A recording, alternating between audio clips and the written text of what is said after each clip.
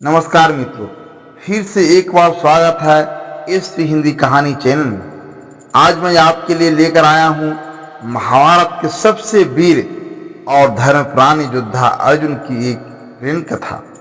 अर्जुन की तपस्या और शिव का वरदान। यह कहानी न सिर्फ साहस, भक्ति और समर्पण का संदेश देती है, बल्कि यह भी बताती है कि कैसे कठिन परिश्रम और विनम्रता से भगवान स्वयं अपने भक्त की परीक्षा लेते हैं और उसे दिव्य शक्ति प्रदान करते हैं।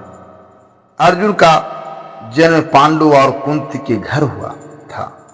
बचपन से ही वे अत्यंत तेजस्वी, साहसी और विद्वान थे। उनके गुरु द्रोणाचार्य ने उन्हें धनुर्विद्या, युद्ध कौशल और शस्त्रास्त्र की शिक्षा दी। अर्जुन की विशेषता यह थी कि वे किसी भी लक्ष्य को पाने के लिए पूरी लगन और एकाग्रता से प्रयास करते थे। उनके कौशल और बुद्धिमत्ता के कारण वे अपने समय के श्रेष्ठ धनुर्धर माने जाते थे। महाभारत के युद्ध से पहले पांडवों को जुए में पराजित कर 12 वर्षों का वनवास और 1 वर्ष का अज्ञातवास भुगतना पड़ा।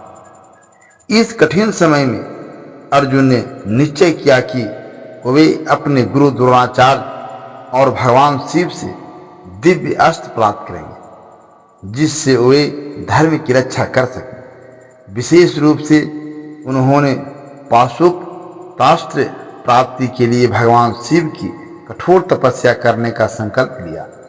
अर्जुन ने अपने धनुष बाण लेकर हिमालय की ओर प्रस्थान किया। वहां की कठोर जलवायु, ऊंचे पर्वत और ठंडी हवाओं के बीच उन्होंने कठोर तपस्या आरंभ की। वे केवल जल और वनस्पतियों पर निर्भर रहते हुए दिन रात भगवान शिव का ध्यान करते रहे। उनकी तपस्या इतनी कठोर और निरंतर थी कि आसपास के ऋषि मुनि भी उनकी भक्ति से प्रभावित हो गए। अर्जुन ने अपने शरीर की सभी इच्छाओं को त्याग दिया। न तो वे आराम करते, न ही भोजन का मोह रखते। उनका एकमात्र उद्देश्य था भगवान शिव की कृपा प्राप्त करना। भगवान शिव ने अर्जुन की तपस्या देखी और उनकी परीक्षा लेने का निर्णय किया। वे किरात शिकारी का रूप धारण करके हिमालय के जंगल में प्रकट हुए। उसी समय एक दुष्ट राक्षस मुकासुर सुअर का रूप लेकर वहां उत्पात मचाने लगा। अर्जुन और किरात दोनों ने सुअर पर तीर चलाए। सुअर मारा गया, लेकिन दोनों के तीर एक साथ लगे। इस पर दोनों में विवाद हो गया कि किसका तीर पहले लगा। विवाद बढ़कर युद्ध में बदल गया। अर्जुन ने अपने सभी अस्त्र शस्त्रों का प्रयोग किया, लेकिन किरात पर कोई प्रभाव नहीं पड़ा। अर्जुन ने तलवार चलाई, लेकिन वह टूट गई।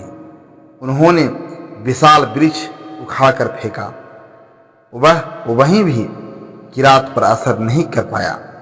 किरात ने अर्जुन को पकड़कर दूर फेंक दिया।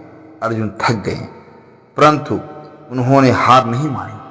अर्जुन को समझ में आ गया कि यह कोई साधारण शिकारी नहीं है।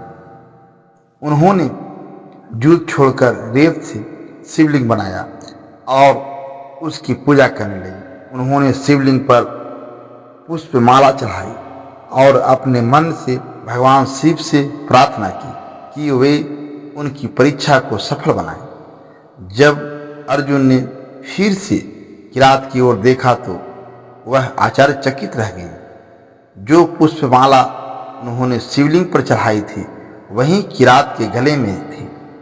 यह देखकर अर्जुन को पता चला कि यह किरात स्वयं भगवान शिव थे।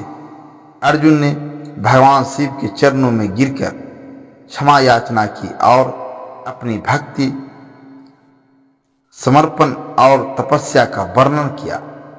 भगवान शिव ने अर्जुन की भक्ति से प्रसन्न होकर उन्हें पाशुपतास्त्र प्रदान किया। उन्होंने आशीर्वाद दिया कि अर्जुन धर्म की रक्षा के लिए विजय होंगे और उनका जीवन महान कार्यों से भरा होगा।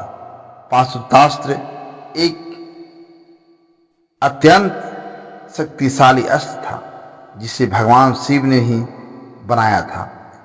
इसे केवल अत्यंत योग्य और तपस्वी योद्धा ही धारण कर सकते थे। अर्जुन ने महाभारत के युद्ध में इस अस्त्र का प्रयोग करके कई असंभव कार्य किए और धर्म की विजय सुनिश्चित की।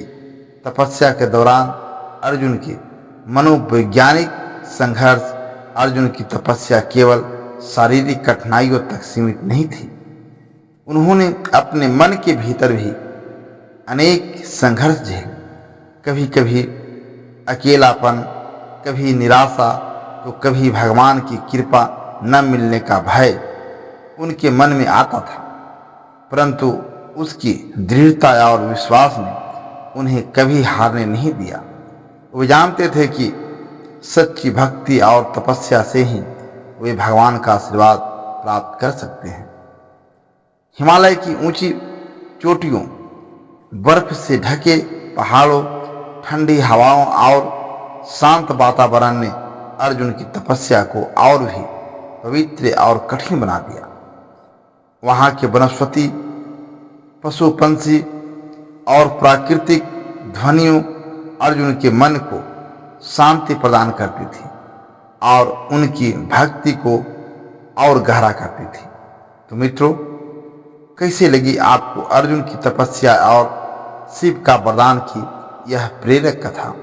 अगर आपको यह कहानी पसंद आई हो तो वीडियो को लाइक करें, कमेंट में अपनी राय जरूर लिखें, इसे अपने दोस्तों के साथ शेयर करें और हमारे एसपी हिंदी कहानी चैनल को सब्सक्राइब करना न भूलें। धन्यवाद।